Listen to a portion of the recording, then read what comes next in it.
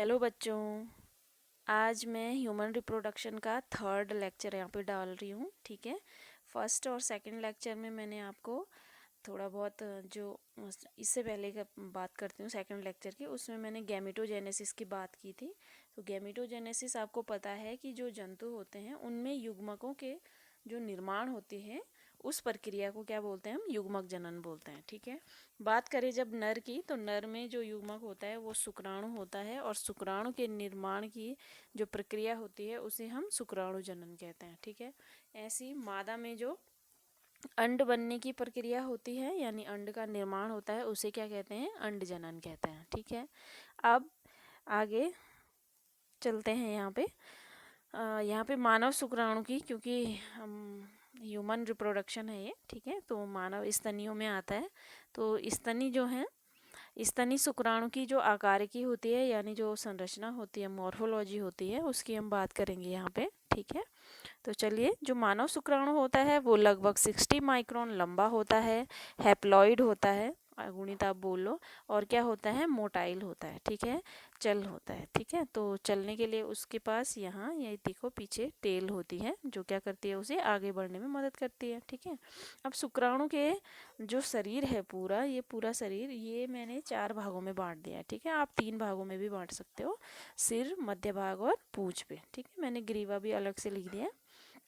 तो जो सिर होता है, ठीक है, जो मानव शुक्राणु का सिर होता है वो आप त्रिभुजाकार या शंक्वाकार, यहाँ पे आपको दिख रहा है पूरा यहाँ, ठीक है, शंक्वाकार होता है। और अलग अलग जात जंतु होते हैं जो, उनमें क्या हो सकती है, शुक्राणुओं की आकृति अलग अलग हो सकती है। ठीक है, आगे सिर के 2 भाग होते हैं। ठीक है, एक्रोसोम और केंद्रक, न्यूक्लियस। ठीक है, अब जो एक्रोसोम है, एक्रोसोम क्या करता है, यह सिर के अगले भाग में उपस्थित होता है, देखो। ठीक है, और क्या करता है, ये गोल्जी बॉडी से बनता है। ठीक, इसमें क्या होता है आगे, जो इसमें एक एंजाइम होता है, इसको हाइड्रोलिटिक एंजाइम बोलते हैं। ठीक है, यह क्या करता है, जब निषेचन में, जब निषेचन होना होता है, जब यानी जब स्पर्म क्या करेगा, ओवा की ओर जाएगा फर्टिलाइज होने के लिए, तो वहाँ पे क्या करता है, एक एंजाइम रिलीज़ करता है जिसे हम हाइड्रोलिटिक एंजाइम बोलते हैं, जो क्या करता है, अंडे की झिल्लियों को भेद के जो एग है उसके साइटोप्लाज्म यानी कोशिका द्रव्य में उसके क्या आ जाता है, संपर्क में आ जाता है। ठीक है ना, हो गया। तो ये है सेकंड पार्ट है इसका, न्यूक्लियस। ठीक, सेकंड पार्ट है इसका न्यूक्लियस। तो न्यूक्लियस क्या होता है, पीछे की ओर उपस्थित होता है हेड पे। ठीक है, यहाँ इतना पोर्शन आपको दिख रहा होगा, पीछे की ओर उपस्थित होता है, और ये ज़्यादा से ज़्यादा भाग घेरे होता है शुक्राणु की हेड का। ठीक है, अब आपको पता है केंद्रक में क्या होते हैं, जीन्स उपस्थित होते हैं जो क्या करते हैं, नर युग जो नर है, जनक है, ठीक है, नर जनक से जो भी उसको आनुवांशिक लक्षण होंगे नर जनक के, वो क्या करेगा, ये न्यूक्लियस या जीन्स, ठीक है, न्यूक्लियस में उपस्थित जीन्स जो होंगे वो क्या करेंगे, आनुवांशिक लक्षणों को उसकी संततियों में पहुंचाने का कार्य करेंगे। ठीक है, नेक्स्ट है ग्रीवा। ये देखो नेक्स्ट पार्ट है ग्रीवा। ग्रीवा क्या करती है, इस हेड को इस मिडिल पार्ट से जोड़ने का काम करती है। ठीक है, नेक भी बोल सकते हो आप इसको।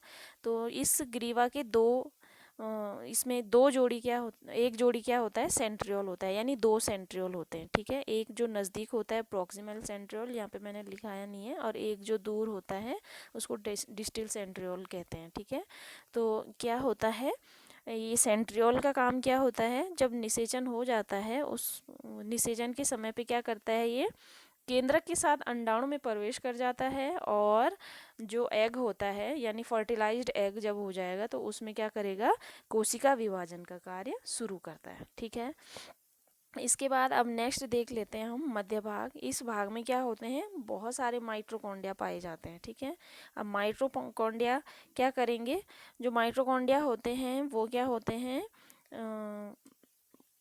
इसको क्या बोलते हैं, शुक्राणु को क्या करेंगे, ऊर्जा देने का कार्य करेंगे। ठीक है, अब ऊर्जा देने का काम मतलब ऊर्जा की क्या ज़रूरत है उसे, जब वो मूव कर रहा होता है, ठीक है, चल रहा होता है, आगे की ओर गति कर रहा होता है, तो माइटोकॉन्ड्रिया क्या करता है, उसको ऊर्जा प्रदान करता है। ठीक है ना, इसमें भी क्या होते हैं, इसमें अनेक श्वसन और ऑक्सीकृत क्या होते हैं, फॉस्फोराइलेशन प्रकार के एंजाइम होते हैं, ठीक है ना।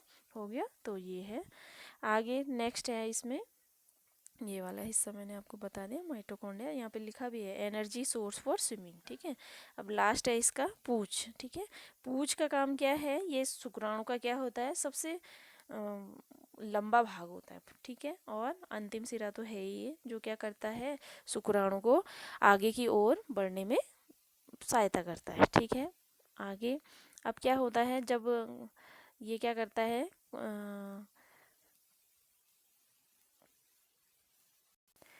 अब जैसे ये आगे बढ़ेगा इसमें, अब कैसे, पूंछ में देखो यहाँ पे दिख रहा होगा आपको, अंदर की एक लेयर यहाँ और अंदर कुछ ना कुछ है।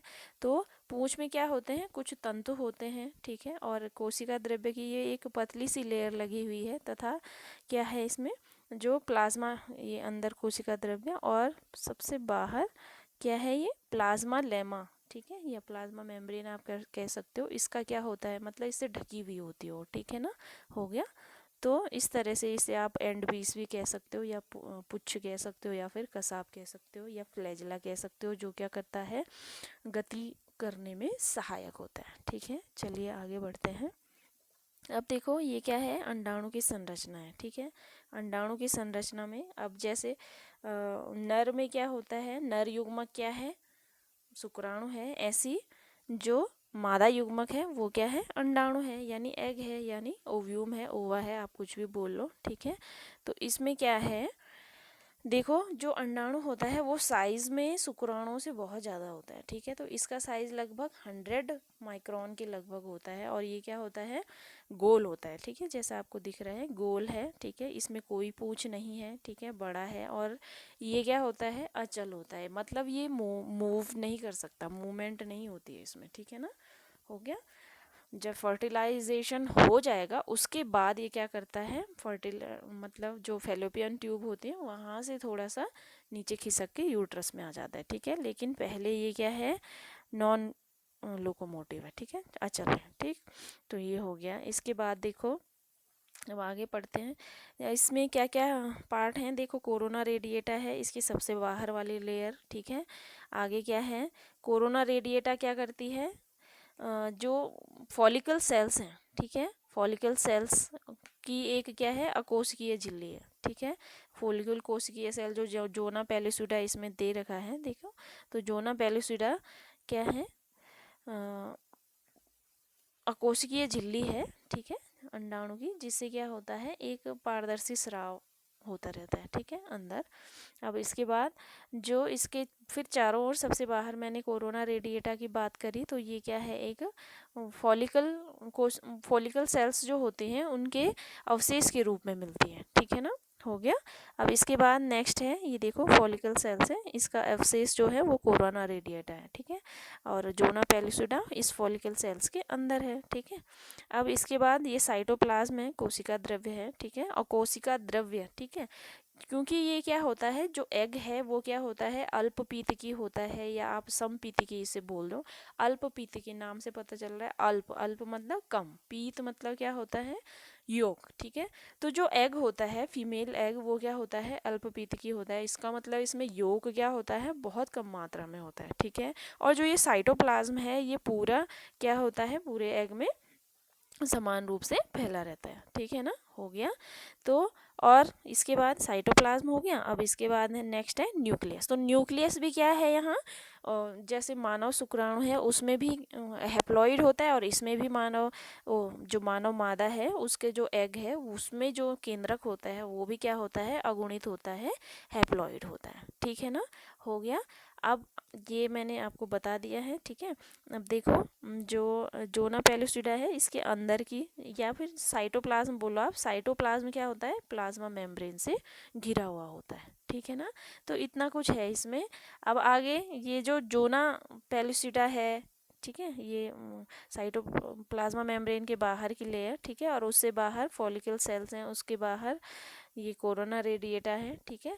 तो कोरोना रेडिएटा क्या करती है, जब अंडोत्सर्ग होता है उसके टाइम पे अंडाणु के चारों ओर क्या हो जाती है, ये उपस्थित हो जाती है, थोड़ी हार्ड सी लेयर, ठीक है।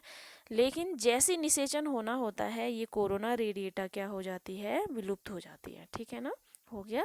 तो अंडाणु जैसे ही क्या होगा, उदर गुहा में मुक्त होगा, वो क्या करेगा, अंडवाहिनी के जो पक्षमों हैं उनकी गति के कारण क्या हो जाएगा, अंडवाहिनी में प्रवेश कर जाएगा। ठीक है ना, फिम्बरी से होते हुए कहाँ चला जाएगा, ठीक है, ऊपर जो फॉलिकल क्या बोलते हैं उसको आप, फिलोपियन ट्यूब बोलते हो, वहाँ प्रवेश कर जाएगा। ठीक है, और वहाँ जैसे निषेचन होगा, उस निषेचन होने के बाद गर्भाशय तक पहुँच जाएगा। ठीक है ना, हो गया। तो चलो आगे इसको देख लेते हैं। ये सारा मैंने इसमें बता रखा। हाँ, एक चीज़ इसमें और है, जो एग होता है इसमें दो पोल होते हैं, एनिमल पोल और वेजिटल पोल। ठीक है, तो शुक्राणु क्या करेगा, इस तरह से इधर दो पोल हैं, तो एनिमल पोल से क्या करता है, प्रवेश करता है। ठीक है ना, हो गया। अब आगे मैं और बता देती हूँ आपको। देखो यहाँ पे और डीपली है, देखो आपको दिख रहा होगा, ये एग की प्लाज्मा मेम्ब्रेन है। ठीक है, ये वेटिलाइन लेयर है। ये देखो, ये शुक्राणु यहाँ पहले आया, ठीक है, इसने क्या किया, देखो ये इसका एक्रोजोमल पार्ट है, ये ब्लू कलर का आपको दिख रहा है। ठीक है, तो यहाँ पे क्या कर दिया इसने, अंदर भेदन के लिए, एग को भेदने के लिए क्या कर दिया, हाइड्रोलिटिक एंजाइम सिक्रीट कर दिया है। ठीक है ना, ये तो जो कॉर्टिकल ग्रेन्यूल है ये क्या है, एग का पार्ट है। ठीक है, अब जैसे इसने एक्रोजोमल पार्ट, इसने मतलब एक्रोजोम से उसने हाइड्रोलिटिक एंजाइम छोड़ा, तो क्या हो गया, यहाँ ये भेदना शुरू कर दिया इसने, फिर ये क्या हो रहा है, एंटरिंग हो रहा है इसमें। ठीक है, अब एक्रोजोमल प्रोसेस आगे बढ़ रही है। इसके बाद क्या है, देखो जो ये न्यूक्लियस वाला हिस्सा है, माइटोकॉन्ड्रिया वाला हिस्सा है। ठीक है, न्यूक्लियस क्या करेगा, अंदर यहाँ पे यहाँ पे क्या हो जाएगा, प्रवेश हो जाएगा। तो ये जहाँ पे ये वाला पोर्शन की बात कर रही हूँ मैं, जहाँ से ये एंटर करेगा वो पोर्शन क्या होता है, एनिमल पोल होता है। ठीक है ना, हो गया। तो ये है, तो लिख रखा है इसमें, एंट्री ऑफ अ न्यूक्लियस, ये फर्टिलाइजेशन मेम्ब्रेन है। ठीक है, कॉर्टिनल ग्रेन्यूल मेम्ब्रेन है, और ये एग का साइटोप्लाज्म है, कोशिका द्रव्य है, जो पूरे एग में क्या होता है, समान रूप से फैला हुआ होता है। ठीक है, तो बेटा इतना आप लोग कर लेना। ठीक, आज के लिए इतना ही है। मैंने छोटा वीडियो बनाया क्योंकि अब इसके बाद मेंस्ट्रुएशन साइकिल है, तो वो बहुत लंबा है, इसमें नहीं आ पाना था उसने ना, बहुत लंबा वीडियो हो जाना था आपके लिए। ठीक है, तो आप इसको अच्छे से पढ़ लेना। ठीक है, चलिए।